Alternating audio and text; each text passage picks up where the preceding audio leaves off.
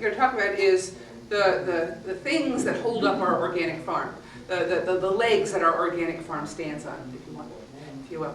One of them is crop rotation. And a lot of people come to us, because we do a fair amount of writing, we do a fair amount of talking around the United States and also some in Canada, about what we do on our farm. And a lot of people come to us and say, okay, if you grow corn this year, what are you going to grow next year? What are you going to grow the year after that? What is your crop rotation so I can take it home to my farm and do what you're doing? Because if you're successful, I'll be successful too. That's not the right question to ask.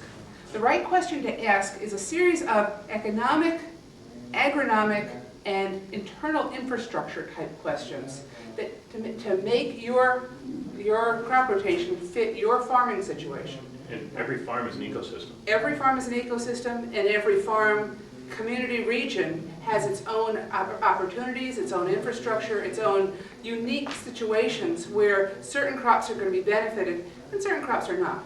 And so matching your crops for your crop rotation for grains, and we're not going to speak on vegetables. We are no specialists when it comes to especially market vegetables. But to match your farm rotation to the grains that are going to be most marketable and most handleable is really important. You need to ask, what crops do well in this area to begin with? What crops do I have markets for, or can I develop markets for? What equipment do I have? What labor do I have? How are these crops going to fit in with my other labor and equipment demands on my farm?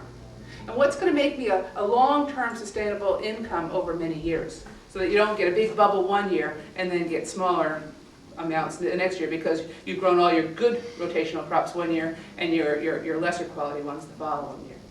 We quite often counsel farmers that want to go from conventional to organic. And the rotation is really puzzling to them. I think part of it is they're coming at it with the idea of, I'm going to make money on part of my crops and I'm going to lose money on the other ones, because that's where they're coming from. And why, we can't be too surprised, because that's the way it is in conventional. And we try to tell them, if you take care of your soil with a healthy balance of species on the soil, then the soil will take care of you and make you a profit.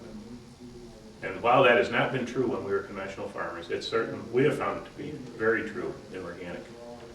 And I think you're at a wonderful time right now, if you're organic or if you're thinking about it, because the market is offering organic farmers a profitable price for almost any crop that you would want to grow.